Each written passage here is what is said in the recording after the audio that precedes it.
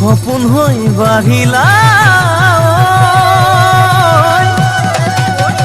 যুৱৰত পথাৰত মোৰ মৰম লৈ মৰমি আনৰ হৈ লগৰী নহবা